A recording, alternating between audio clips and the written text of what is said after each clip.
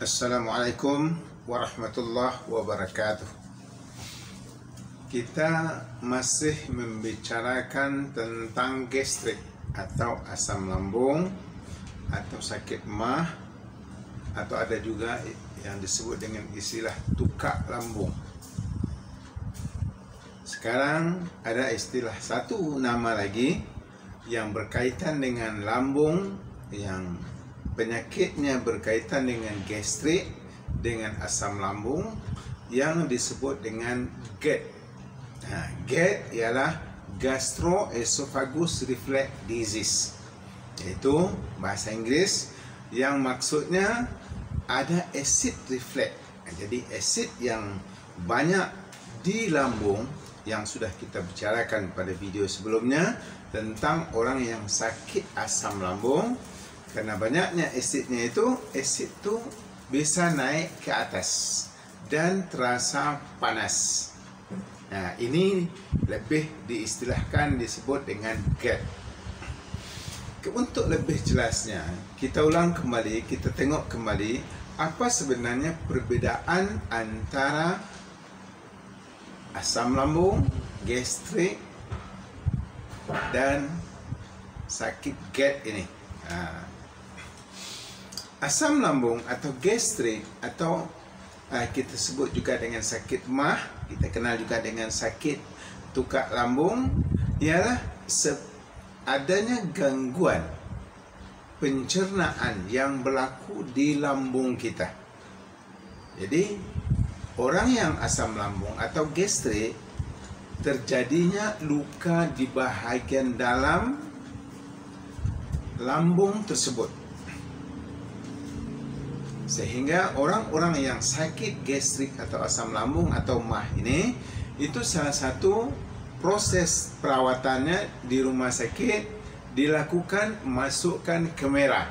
Dimasukkan kamera yang ada wire-nya itu, yang ada kabelnya itu ke bahagian lambung. Jadi untuk melihat kawasan itu betul luka atau tidak.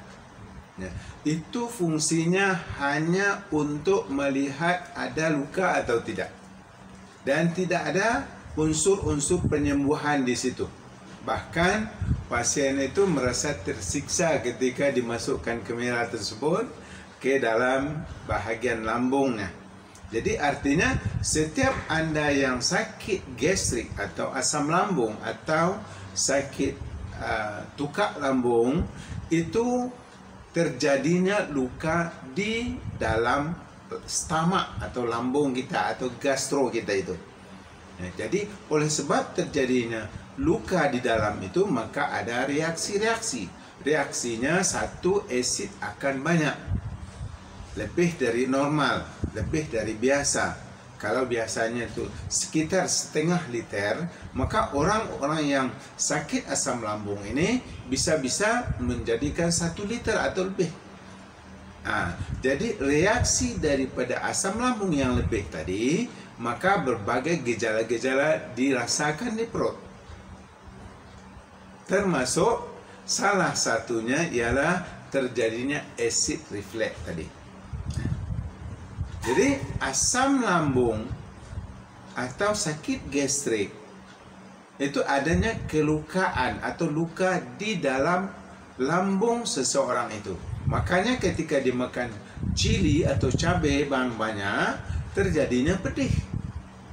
Karena seperti luka yang di luar, di kulit kita, di tangan kita, kalau terkena cabai atau cili akan pedih. Begitu juga luka yang di dalam. Jadi seringnya pedih ulu hati bagi orang yang sakit asam lambung atau gastrik ini, itu sudah menandakan bahwa di dalam itu luka.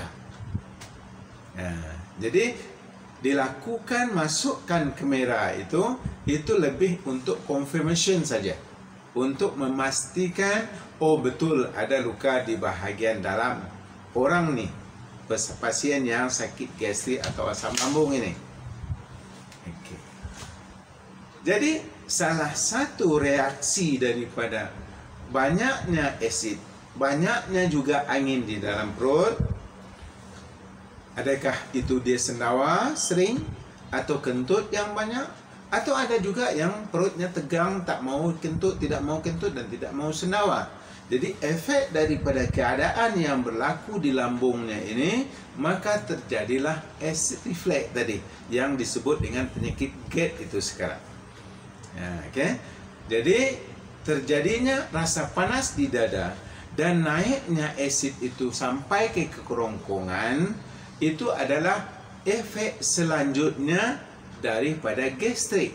Jadi artinya orang yang kena GERD ini mesti ada gastrik atau asam lambung dulunya. Dan gastrik dan asam lambung yang tidak sembuh-sembuh, yang tidak terkawal, maka akan menjadikan simptom seterusnya, yaitu berlakunya kepanasan di bahagian dada dan juga rasa adanya refleks asid yang berlebihan itu yang naik sampai ke kerongkongan. Okey, jadi boleh kita katakan bahawa adanya gastrik, adanya penyakit asam lambung, adanya mah, adanya tukak lambung, adanya GERD ini, itu satu kumpulan penyakit. Dia tidak terpisah antara satu dan lainnya. Jadi cuma namanya bertambah. Kalau dulu GERD ini belum ada lagi. Jadi dilakukan penelitian, oh yang begini ini namanya bukan lagi gastrik, ini namanya sudah GERD, gitu. Jadi begitulah bentuknya. Tetapi yang penting, saya tidak mau mengajak kita untuk berfikir yang bukan-bukan, atau untuk kita berdebat dalam istilah-istilah itu. Yang paling penting dari segalanya ialah bagaimana penyakit gastrik, asam lambung atau GERD ini boleh disembuhkan. Jadi kalau asid itu banyak, ada penyebab asid itu banyak yang sebelumnya tidak pernah berlaku. Jadi bagaimana kita mengembalikan supaya asid itu jangan lebih keluarnya? Artinya harus kita sembuhkan gastrik atau asam lambung atau GERD-nya itu. Jadi artinya perawatan yang betul yang menyembuhkan penyakit ialah yang membetulkan penyebab daripada penyakit itu sendiri.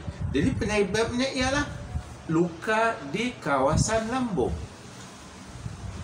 Jadi simple logiknya, bagaimana luka itu bisa disembuhkan. Seperti luka di luar, Anda bisa tampal dengan apa-apa yang mengamankan luka tersebut sehingga tidak terkena benda-benda yang lainnya. Tetapi kalau luka itu berlaku di lambung, masalahnya jadi rumit. Kenapa? Karena semua yang Anda makan masuk ke sana. Semua yang Anda minum masuk ke sana. Pada video sebelum ini saya pernah menyebutkan makan di antara makanan yang tidak boleh dikonsumsi oleh orang yang gastrik, asam lambung atau GERD ini ialah halia. Halia itu bahasa Melayu Malaysia, bahasa kitanya jahe.